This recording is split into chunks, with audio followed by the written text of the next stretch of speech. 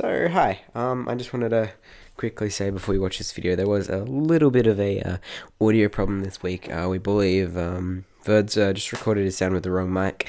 It's our mistake, we didn't look over the recording when it happened, but it'll be fixed next week. You may hear a little bit of a difference, but it'll just be for this week, and next week it'll be dealt with. So, without any further ado, enjoy Pivotal Moments for Week 8.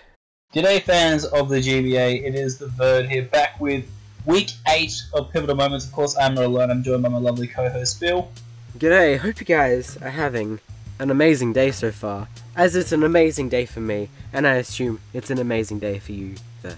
Indeed. Now, this week in the GBA, we like to think as the week of the rivals. There are a lot of people who are, friends in real life, and online, who faced off against each other today, and it was really good to see. And we got to see some amazing games, and we are going to be covering all the Pivotal Moments. So without further ado, let us crack into the first game, which was the Free State Torricats against the Alola Athletic. And there were so many good players on this part, like from Duncan's side. Like, two that we're not going to mention too much about, but the Pursuit Trap of Weavile putting Crobat into Rock's range, and the Smackdown Landorus were amazing. But the one thing I want to talk about is Mirror Coat Araquanid. Now, initially it didn't really work out because Callum kind of forgot the mechanic of Water Bubble, which sucked for Duncan because it would have been great to catch him with it that turn, but he still was able to get it off and take out the Snorlax with it. Now, it was a really good prep on Duncan's part, especially for the Rotom Wash, because although Rotom does wall Araquanid, it can't really hit much with Hydro Pump, it can't really burn it with Will-O-Wisp, so Volt Switch is his best play. So Duncan brought a really smart set for that matchup.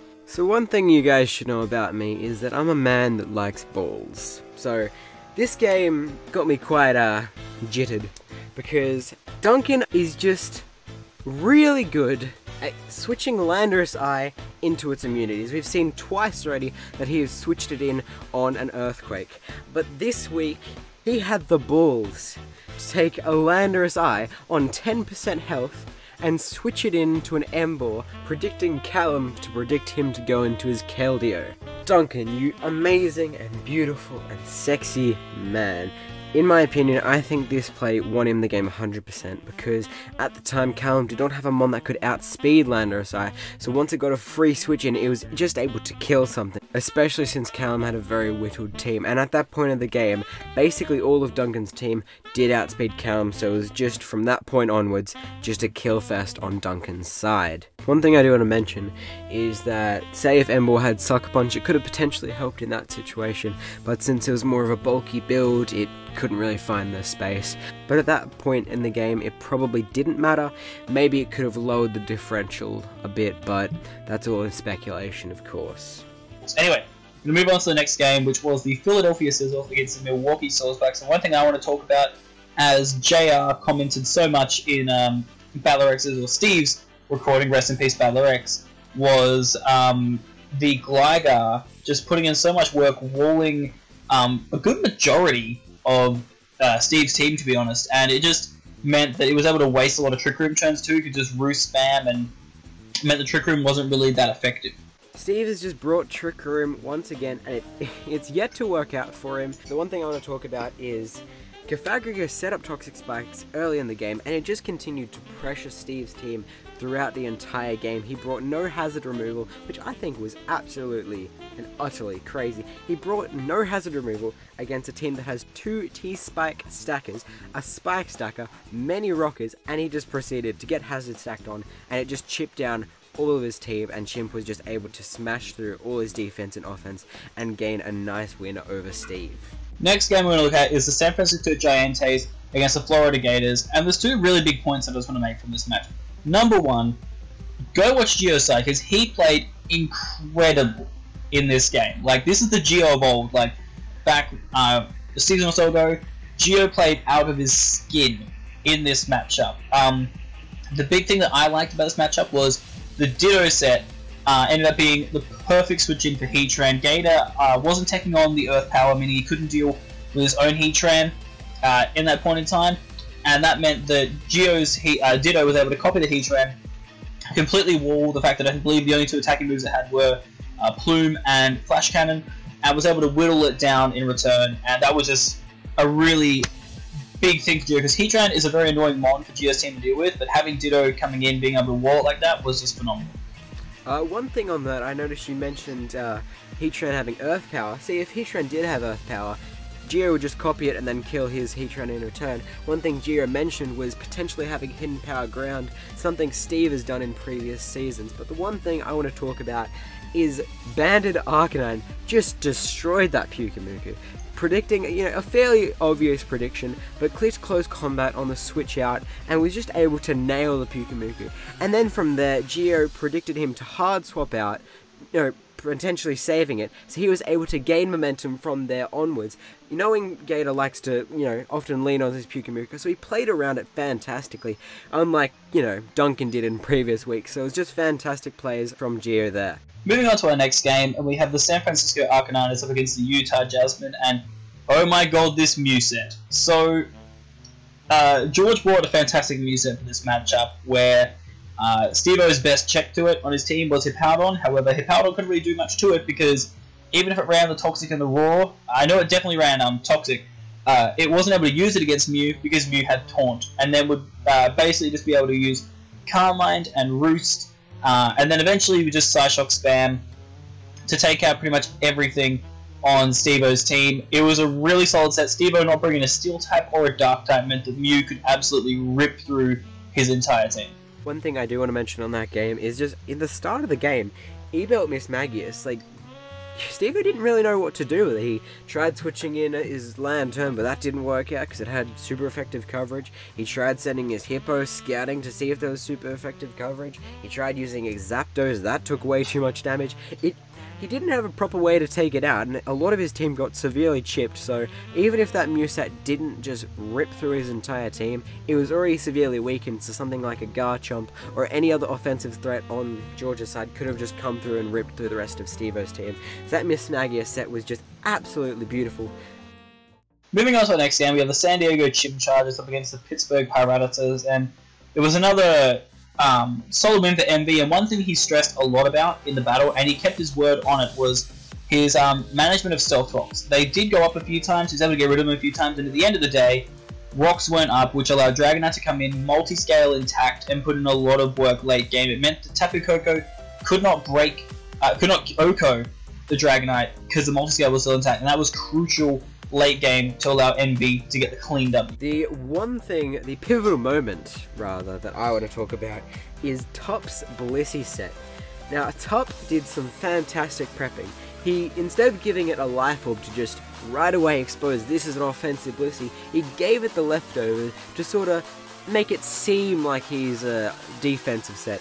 And then especially when he came in on Empoleon and Empoleon missed the Toxic, it scared it out from going for Toxic again, expecting the natural cure. But this Blissey, it had Serene Grace, Mud Bomb, Thunderbolt I believe, or Ice Beam, and it was just a pain for Envy to deal with. Of course, it didn't do serious damage, but Envy had to play around it quite oddly because he didn't know what to send in because it was offensive half the time, he didn't know if it was defensive, so it was just amazing prep on Top's part, really threw Envy off, which was just fantastic to see. Yeah, one thing that I would like to mention was, as much as having the lefties was a good little lure, I think the Life Orb may have helped with damage, because unfortunately, although it was a great set from Top, it wasn't really denting Envy's team as much as he would have liked, I don't think, but each to their own. Moving on to the next game, we have the Tampa Bay Luxrays against the San Jose Sharpedos, and I mean, the main thing to talk about from this one, guys, is the fact that there was a Jirachi, it kind of came in, set up a Carmine, set up a substitute, and then Tom didn't have any Pokemon left.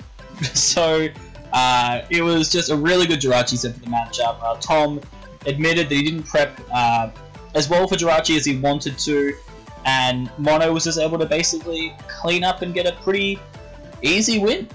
But moving on to our next game, probably, in my opinion, my favourite game of the week. I don't know about you, Bill, this is probably my favourite game of the week. So it was the St. Louis Rampardos against the Detroit Steelwings, and there's a big reason why we like this game. And it's not just because Crimson played like an absolute champion. But one thing I just want to talk about is the Z Aquatail Crocodile. Being able to knock out the Gliscor, it was a huge thing to get rid of. He also was able to weaken the Electros. Basically, when both of those things went down, it meant the ground spam was like just going to destroy Dan's team. So that was a fantastic bring on Crimson's part to break down a few of his walls. But Bill, you got to tell them about this set.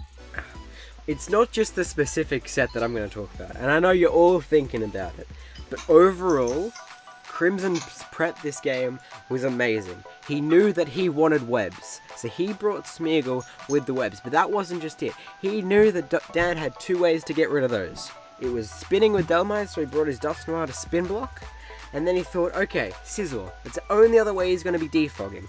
So this man packed V-Create on his Smeagol, which was able to one-shot the Sizzle, and it was played phenomenally. By clicking King Shield on the Sizzle so it lowers its attack, so it goes for the Bullet Punch, not killing the Smeagol, so it was able to get up the webs, was perfect. It set the stage, so Dan had a 50-50. He goes for the Bullet Punch, killing the Smeagol, or he defogs and then kills the Smeagol the next turn. It was absolutely amazing to watch on both sides. Crimson was amazing, he was happy, he was vibrant, and Dan, you could see all the hope drop from his face, and it was so funny to watch happen live. Yeah, such an amazing, just an amazing thing to watch. Like, this is what makes, this league so entertaining sometimes, when people can be this creative with sets. And, the entire set itself, it was King Shield, Sticky Web, Nuzzle, which wasn't even revealed, amazing as well. Just gonna put that out there, and V-Create. Such a cool set from Crimson, mad respect. But the last game that I'm just going to cover, because I felt a little bit about this one, it did not sit right with me. So it was the New Orleans Pelicans against the Borussia Dortmund.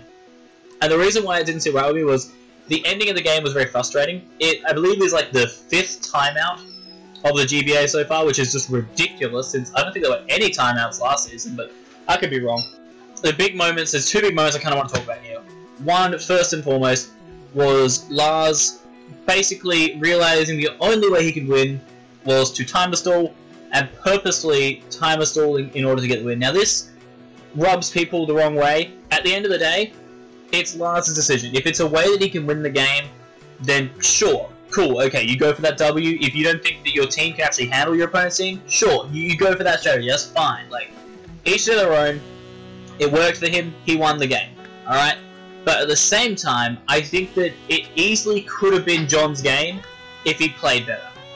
In the big sense of that, it was the fact that he knew that Gudra couldn't do anything to Celebi, and Celebi was spamming recover every turn. So what I don't get was why John did never go hard out to Infernate, which was packing U-turn, packing the Z-Fire move, could have preserved Gudra, which, like he said, was a check to Nihilego as well, for that Nihilego, and that way it could have let the Infernate be there later in the game to come in and clean up and win. He would have had the time at the end to do it. Lars wouldn't have had enough time to time stall, because a solid 5 minutes was pretty much wasted on Gudra slowly dying to Toxic. So if John had just gone hard out to Infernate, kept his Gudra good health, I think that was my dog running into my guitar. I think it could have been a really close and exciting game. Unfortunately, it just ended in a really bad fashion, and I wasn't really a huge fan of it, but on both sides, it could have been prevented for sure. And that will wrap it up for Pivotal Moments for Week 8. Of course, in the Google form down below, please let us know what you think was the most pivotal moment from this week. And like every week, we do have to talk about the overall pivotal moment for this season. And yet again, we have the Raw Druddigon and Raw Tyranitar used by Callum, stopping the setup from Steve. It's still the reigning pivotal moment. So maybe this week will be its dethroning, but either way, that is all up to you guys, so make sure to vote on that and leave a comment of any pivotal moments you think we have missed.